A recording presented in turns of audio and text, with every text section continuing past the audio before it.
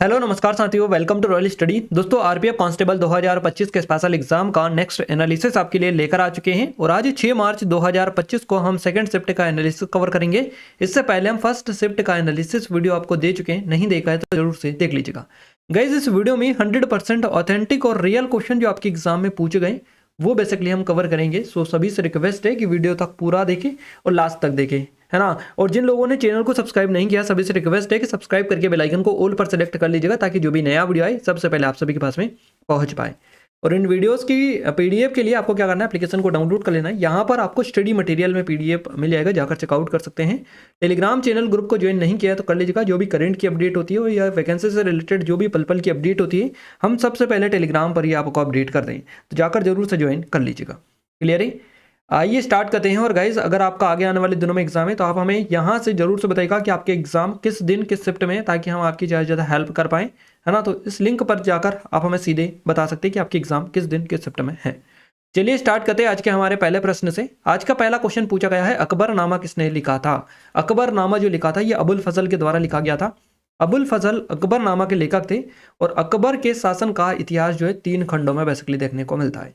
उपरोक्त कार्य के तीसरे खंड को आईने या कबरी कहा जाता है, इसको, है ना, इसके नाम से जाना जाता है, जो अकबर के शासनकाल की प्रशासनिक रिपोर्ट है। अबुल फजल का एक अन्य महत्वपूर्ण जो कार्य रुकात था, जो अकबर और अन्य समकालीन राजकुमारों के पत्रों का संग्रह है। और जियाउद्दीन बरनी की बात करें, ये महमूद बिन तुगलक और फिरोज शाह के शासनकाल के दौरान मुस्लिम राजनीतिक विचारक थे। फतवा ए जहांगीरी, इसके अलावा तारीखा ए फिरोज शाही इसने लिखा था जियाउद्दीन बरनी ने। अब्दुल कादिर बदायूनी, इनका नाम हमने कल कवर किया था, है ना। कल या आई थिंक इसके पहले वाली शिफ्ट में ही क्वेश्चन बना था, है ना। क्वेश्चन था कि महाभारत का जो फारसी में अनुवाद किया था किसने किया था, तो ये कादिर बदायूनी ने किया था। अब्दुल कादिर बदायूनी इनका नाम है। इन्होंने रामायण और महाभारत दोनों का फारसी में अनुवाद किया था। फारसी में हिंदू कार्यों द रामायण और महाभारत का अनुवाद करने के लिए प्रसिद्ध थे, तो इन्होंने किया था, याद रखिएगा। अकबर जो था ये 1556 से 1605 तीसरा मुगल सम्राट था, तीसरे मुगल सम्राट था ये। और अकबर ने अपने पिता हुमायूं का उत्तराधिकारी बना था ये। और उन्होंने जो है फतेहपुर सीकरी में इबादत खाना घर की पूजा नामक एक हाल का निर्माण किया था और उन्होंने आगरा का किला बनवाया उसने, है ना। इसके अलावा फतेहपुर सीकरी जो शहर है इसका निर्माण भी इसने ही करवाया था। तो आप याद रखिएगा, इंपॉर्टेंट है, आपकी एग्जाम पॉइंट ऑफ व्यू से आपको याद रखना है। चलिए नेक्स्ट बात करते हैं। उससे पहले थोड़ी सी अपडेट दे दे, ये हमारी आरपीएफ कांस्टेबल की स्पेशल टेस्ट सीरीज है जो सिर्फ 49 रुपीज़ की प्राइस पर मिल रही है। तो अगर अभी तक आपने इनरोल नहीं किया है तो गाइस, गोल्डन अपॉर्चुनिटी आप सभी लोगों के लिए बेस्ट है आपकी एग्जाम प्रिपरेशन के लिए। और जिन्होंने अभी तक इसको नहीं लगाया है, लगा कर जाइएगा एग्जाम से पहले, क्योंकि सीधे सीधे आपकी एग्जाम में क्वेश्चन यहाँ से बन रहे हैं। एग्जाम के ओरिएंटेड है सारे क्वेश्चन है इसमें। जो टॉपिक आपके एग्जाम में बन रहा है सारा हमने अपडेट करके रखा है। तो एग्जाम से पहले थोड़ा बहुत भी टाइम अगर आपकी एग्जाम में बचा हुआ है तो एग्जाम से पहले अच्छे से लगा कर चले जाइएगा। डेफिनेटली यहाँ से आपका स्कोर काफ़ी हद तक इंप्रूव हो जाएगा अगर आपने अच्छे से इसको लगा लिया तो, है ना। बाकी आपको मैथ्स और रीजनिंग का तो पूरा का पूरा यहाँ पर निचोड़ मिल जाएगा, यानी कि जो टॉपिक आ रहा है ना पूरा के पूरे हमने अपडेट करके रखे। साथ ही जीके का भी पूरा का पूरा जो टॉपिक आ रहा है सारा आपको यहाँ पर मिल जाएगा। इसीलिए हम आपको बोल रहे हैं कि एक बार लगा कर चले जाएगा। यहाँ से करीबन आपके काफ़ी हद तक जो स्कोर है इंप्रूव हो जाएगा। करीबन 10 से 12 नंबर सीधे सीधे यहाँ से अगर अभी आप कवर कर लेंगे तो अभी 10 से 12 नंबर तो आपके डेफिनेटली यहाँ से जो है इंप्रूव हो सकते हैं अगर आपने अच्छे से इसको कवर कर लिया तो। सिर्फ उन 50 रुपये की प्राइस है, 49 रुपीज़ की, है ना। डिस्क्रिप्शन में लिंक डली है, डेमो भी चेक कर ले सकते हैं। और इस नंबर पर कोई डाउट है, कुछ क्वेरीज तो कॉन्टैक्ट भी कर सकते हैं। और गाइज, एक और बड़ी बात ये रहेगी कि आरपीएफ एसआई की जो एग्ज़ाम हुई थी ना, आरपीएफ एसआई की एग्जाम हुई थी, उसके जो एनालिसिस थे, उसका जो उसमें जो क्वेश्चंस पूछे गए थे सारा आपको इस टेस्ट सीरीज में मिल जाएगा। जैसे हम इस एनालिसिस को कवर कर रहे हैं ना पूरी डिटेल के साथ में, ऐसे ही हमने आरपीएफ का कवर करवाया था, उसकी भी पीडीएफ यहाँ पर डली हुई है इसी में, है ना। तो आप जाकर चेकआउट कर लीजिएगा, वहाँ से काफ़ी ज़्यादा हेल्प आपको मिल जाएगी अपनी एग्जाम की जो प्रिपरेशन है उसको, क्योंकि पैटर्न वही है पूरा का पूरा, उसी के अकॉर्डिंग क्वेश्चन बन रहे हैं। अगला क्वेश्चन देखते हैं। उससे पहले बता दें ये हमारी आरआरबी एनटीपीसी की है, आरआरबी ग्रुप डी की है। इसके अलावा एसएससी सीजीएल, एसएससी सीएचएसएल और एसएससी एमटीएस के लिए अवेलेबल है। और ये मध्य प्रदेश एग्जाम के लिए स्पेशल है। इन सभी के लिंक डिस्क्रिप्शन में डली है, आप एक बार जाकर जरूर से चेकआउट कर सकते हैं। क्लियर है? नेक्स्ट जो क्वेश्चन पूछा गया है ये बना है, भारतीय संविधान ने किस देश से राज्य के नीति निर्देशक सिद्धांत के विचार को उधार लिया है। तो राज्य के नीति निर्देशक सिद्धांत जो लिए गए ये आयरलैंड के संविधान से लिए गए हैं, आयरलैंड के संविधान से इंस्पायर्ड है ये। भारतीय संविधान ने आयरलैंड के से राज्य के नीति निर्देशक सिद्धांतों के विचार को उधार लिया है और भारत के संविधान के निर्माता आयरलैंड के आयरिश होम रूल आंदोलन और अन्य राष्ट्रीय आंदोलनों से प्रभावित थे। भारतीय संविधान का भाग 4 राज्य के नीति निर्देशक सिद्धांतों से संबंधित है। राज्य के नीति निर्देशक सिद्धांत डीपीएसपी आर्थिक और सांस्कृतिक अधिकारों से संबंधित है। राज्य के नीति निर्देशक सिद्धांत डीपीएसपी जो है गैर न्याय संगत है। अगला क्वेश्चन बना है निम्नलिखित में से कौन सी खरीफ की फसल है। तो खरीफ की फसल के बारे में आई थिंक आपको पता होगा कौन कौन सी है, फिर भी हम बता दें। चावल, मक्का, ज्वार, बाजरा, रागी, बाजरा अनाज में आता है ये, है ना। और अरहर जिसको दाल कहा जाता है ये दाल में आती है। सोयाबीन, मूंगफली जो तिलहन है, कपास, ये सभी जो है खरीफ की फसलें हैं। तो इन्हीं में से एक ऑप्शन आपको मिला होगा जो भी मिला होगा। खरीफ की फसलें जिन्हें मानसून फसल के रूप में भी जाना जाता है घरेलू पौधे हैं जो दक्षिण एशिया में बरसात की ऋतु में उगाए और काटे जाते हैं, जो अप्रैल से अक्टूबर तक कहीं भी चल सकते हैं, है ना। अगला क्वेश्चन है चावल, मक्का, ज्वार, ये जो है क्या है, ये सारी जो है खरीफ की फसलें हैं। तो याद रखिएगा ये सारी जो है खरीफ की फसलें हैं। अगला क्वेश्चन पूछा गया प्रसिद्ध पुस्तक की गीत गोविंद किसके द्वारा लिखी गई। तो ये जयदेव ने लिखी है, या फिर क्वेश्चन होगा कि जयदेव के द्वारा कौन सी पुस्तक लिखी गई। तो ये लिखी है गीत गोविंद। 12वीं शताब्दी के दौरान जयदेव ने एक संस्कृत कवि थे ये, और जयदेव को उनकी महाकाव्य कविता गीत गोविंद के लिए स्पेशली जाना जाता है।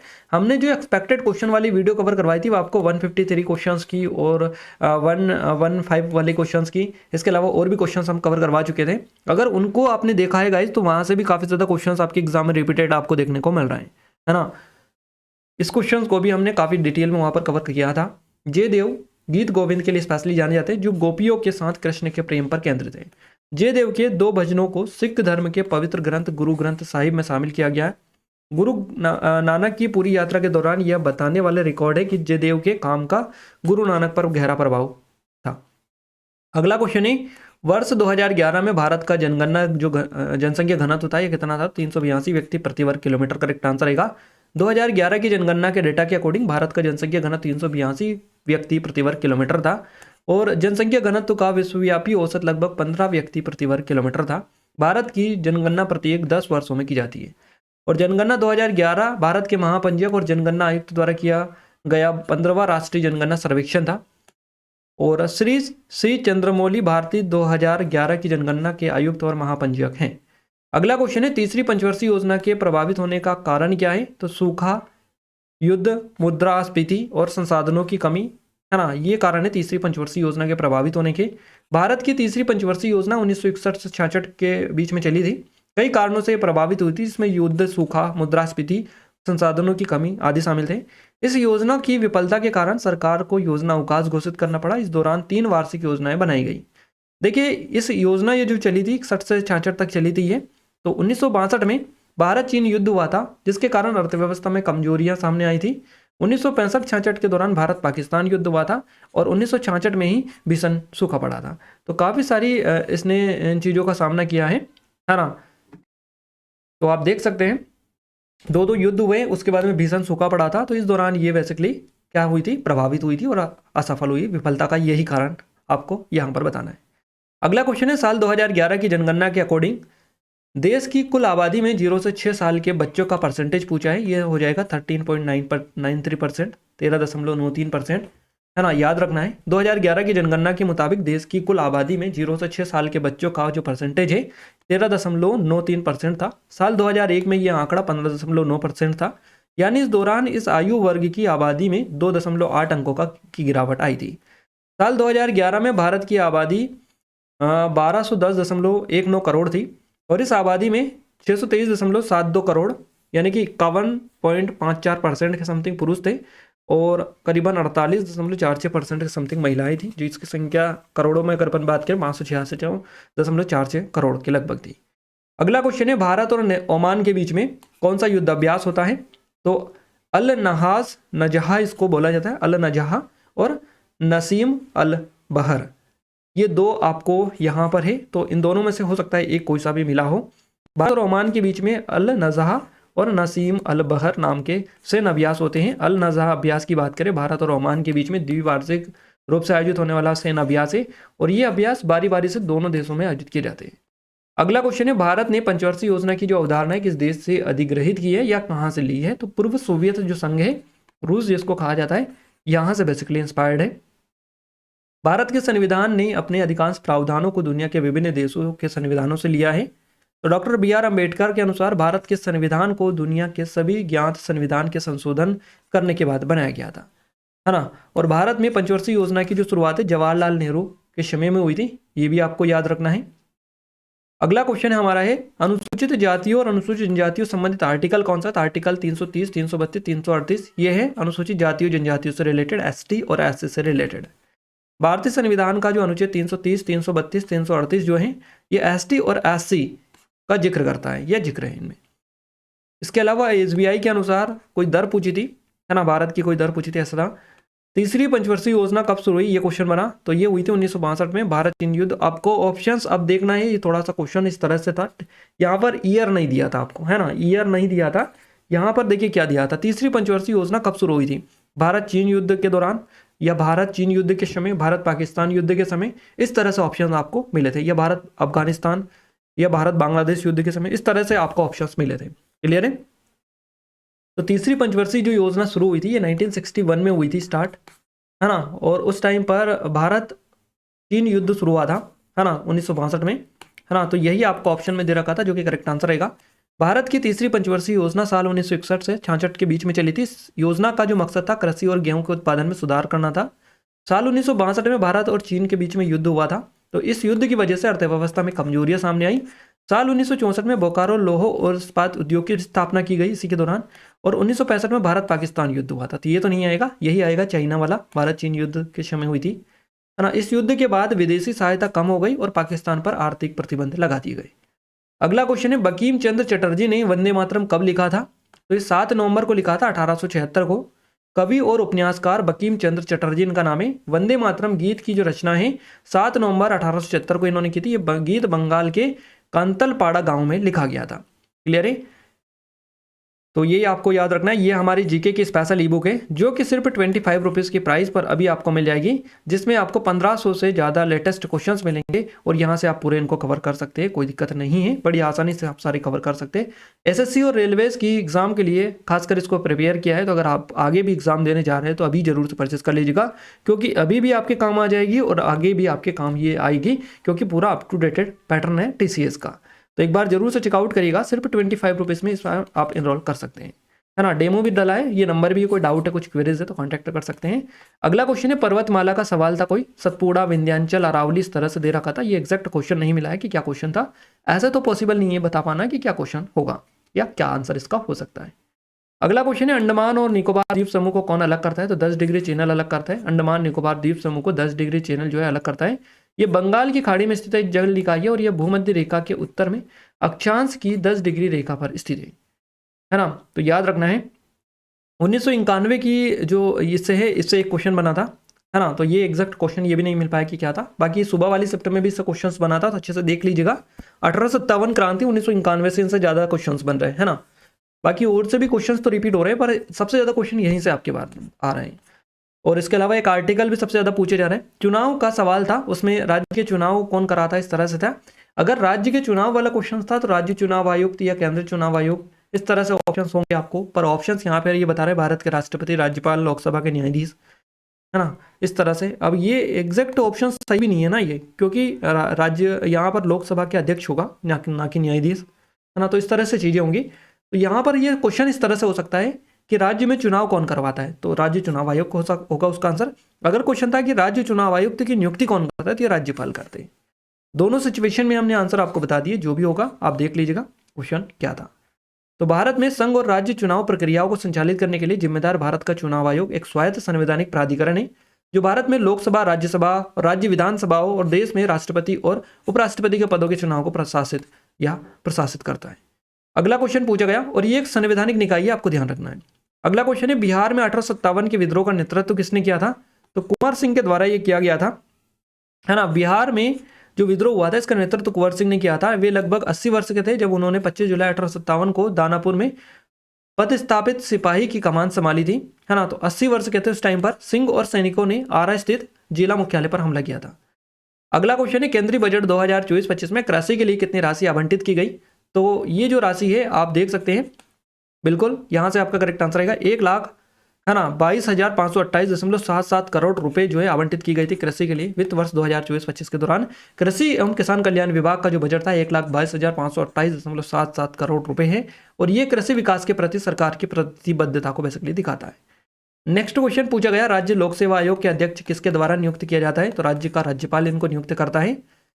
संविधान का जो भाग है ना, भाग 14 याद रखना है आपको। भाग 14 जो अनुच्छेद 315 से 323 तक राज्य लोक सेवा आयोग के संबंध के प्रावधानों से संबंधित है। संगठन की बात करें, इसमें राज्य के राज्यपाल द्वारा नियुक्त एक अध्यक्ष और अन्य सदस्य बेसिकली होते हैं और आयोग के अध्यक्ष और सदस्य 6 वर्ष या 62 वर्ष की आयु के लिए बेसिकली कार्यालय होता है। अगला क्वेश्चन है अभिकेंद्र बल से क्या तात्पर्य है। तो आपका आंसर रहेगा वहां प्रत्येक बल होता है जो वृत्ति गति के केंद्र की ओर वेग की दिशा में परिवर्तन का कारण बनता है। नेक्स्ट क्वेश्चन है भारत का संविधान किस देश से लिया गया। तो कई देशों के संविधान से प्रेरणा ली गई। इसमें फ्रांस, दक्षिण अफ्रीका, ब्रिटेन, अमेरिका, रूस जैसे देशों के संविधान बेसिकली शामिल है। यहाँ से इंस्पायर्ड है ये। तो कई सारे देशों के स्रोत इसमें शामिल है। संविधान में देखिए, संविधान के स्वतंत्रता, समानता, बंधुत्व के सिद्धांत को फ्रांस से लिया गया है। वहीं दक्षिण अफ्रीका से संविधान संशोधन की प्रक्रिया को लिया गया है और मौलिक कर्तव्यों की जो अवधारणा है इनको रूस से लिया गया है। तो आप याद रखिएगा। और आयरलैंड वाला हमने बता दिया, डीपीएसपी लिया गया है। डीपीएसपी है ना, डायरेक्टिव प्रिंसिपल स्टेट पॉलिसी, ये आयरलैंड के संविधान से इंस्पायर्ड है ना। भारत और यूएई के बीच में संयुक्त सैन्य अभ्यास की स्थिति को हुआ था, इस तरह से क्वेश्चन बना था। 2 से 15 जनवरी के बीच में ये हुआ था। भारत और यूएई के बीच संयुक्त सैन्य अभ्यास डेजर्ट साइक्लोन इसका नाम था, जो राजस्थान में शुरुआत भारत और यूएई संयुक्त सैन्य अभ्यास था डेजर्ट साइक्लोन। इसके पहले संस्करण में भाग लेने के लिए 45 कर्मियों वाली यूनाइटेड अरब अमीरात लैंड फोर्सेज की टुकड़ी भारत पहुंची थी, है ना। तो ये हुआ था 2 से 15 जनवरी 2024 के बीच में।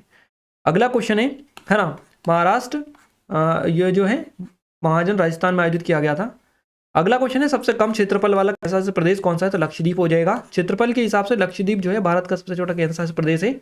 इसका क्षेत्रफल 32 वर्ग किलोमीटर है। ये एक द्वीप समूह है और लक्षद्वीप में 12 एटोल, 3 चट्टाने और 5 डूबे हुए तट देखने को मिलते हैं। लक्षद्वीप में 10 बसे हुए द्वीप है, 17 निर्जन द्वीप और 4 नए बने हुए छोटे द्वीप है और 5 डूबी हुई चट्टाने शामिल है ना। तो देख सकते हैं आप। अगला क्वेश्चन है ग्रॉस नली किससे संबंधित है। तो ये पाचन तंत्र का एक अंग है। ग्रॉस नली पाचन तंत्र का एक अंग है।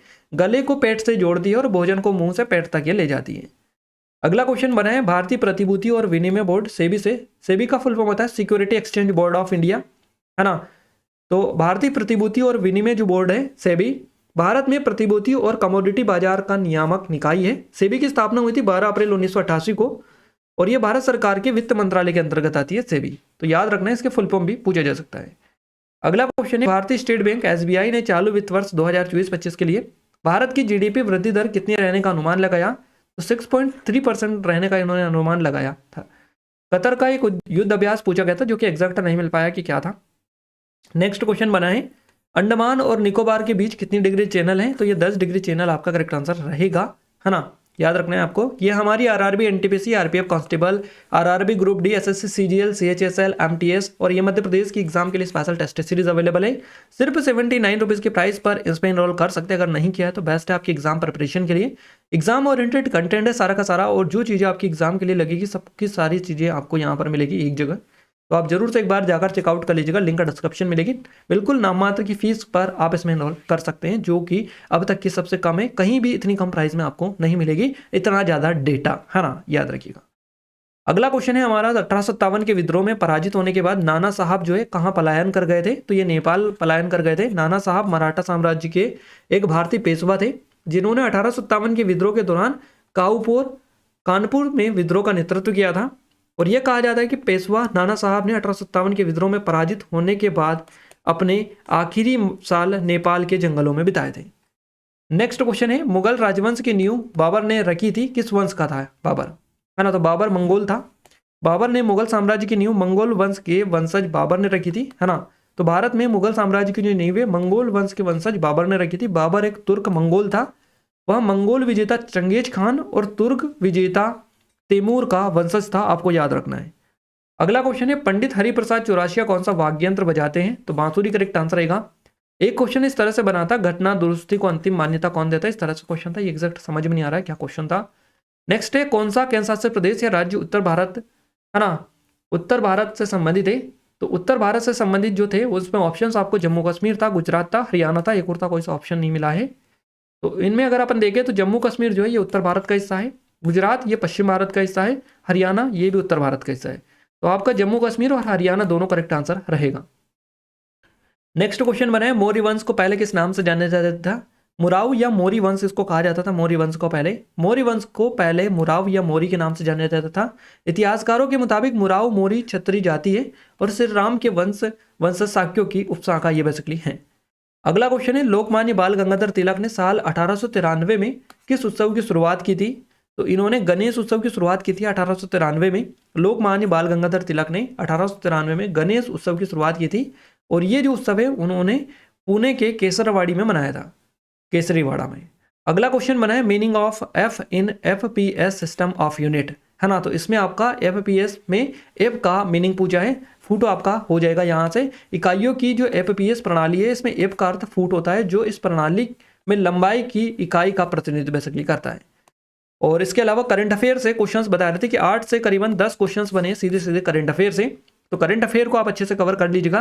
बाकी और भी जो हमने पूरा का पूरा लगभग कवर करवा दिया, जितने भी क्वेश्चंस आपके एग्जाम में पूछे गए थे, है ना। आई थिंक यहाँ से आपको काफ़ी हद तक मदद मिली होगी पैटर्न को समझने में, है ना। ये हमारी टेस्ट सीरीज है, इनके बारे में डिस्क्रिप्शन में लिंक है, जाकर चेकआउट कर सकते हैं। नॉमिनल प्राइस पर आपको मिल जाएगी।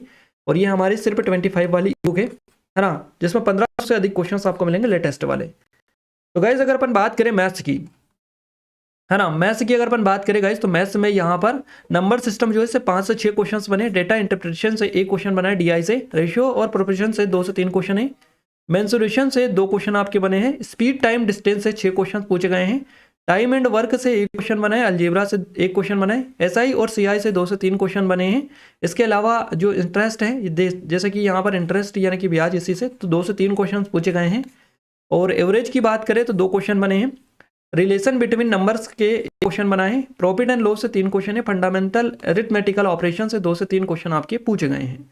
और अगर बात करें रीजनिंग की, तो रीजनिंग में एनालॉजी से 3 से 4 क्वेश्चन है, क्लासिफिकेशन से 3 से 4 क्वेश्चन है, सीरीज से 3 क्वेश्चन है, कोडिंग डिकोडिंग से 4 क्वेश्चन पूछे हैं, पजल एंड सिटिंग अरेंजमेंट से 4 से 5 क्वेश्चन है, ब्लड रिलेशन से 2 से 3 क्वेश्चन है, डायरेक्शन एंड डिस्टेंस से 2 क्वेश्चन बने हैं, रैंकिंग एंड ऑर्डर से 2 क्वेश्चन है, वेन डायग्राम से क्वेश्चन था, सिलोज्म से 1 क्वेश्चन था, मैथमेटिकल ऑपरेशन से 3 से 4 क्वेश्चन थे, नंबर एंड अल्फाबेटिकल सीरीज से 1 से 2 क्वेश्चन है, डिसीजन मेकिंग से 1 क्वेश्चन था, है ना, और एम्बेड फिगर से 1 क्वेश्चन आपका पूछा गया है। तो ये था आज का आपका पूरा पेपर, जो कि हमने इस वीडियो में कवर करवाया है ना।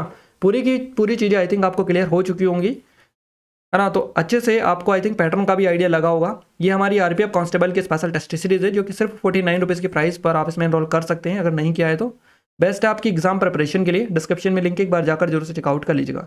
इसके अलावा ये और भी हमारी अवेलेबल है बाकी एग्जाम के लिए, इनके लिंक डिस्क्रिप्शन में लेके जाकर चेकआउट कर सकते हैं, है ना। ये 25 रुपीज़ वाली हमारी बुक है, जिसमें 1500 से अधिक क्वेश्चन यहाँ से आपके कवर हो जाएंगे। तो इन वीडियोज़ की PDF एप्लीकेशन पर मिल जाएगी, है ना। डिस्क्रिप्शन में लिंक है, टेलीग्राम को भी ज्वाइन कर लीजिएगा, जो भी लिंक है डिस्क्रिप्शन में है, आप वहाँ से जाकर उनको ज्वाइन कर सकते हैं। क्लियर है। तो मिलते हैं गाइस नेक्स्ट स्टडी वीडियो में, तब तक के लिए जय हिंद, वंदे मातरम।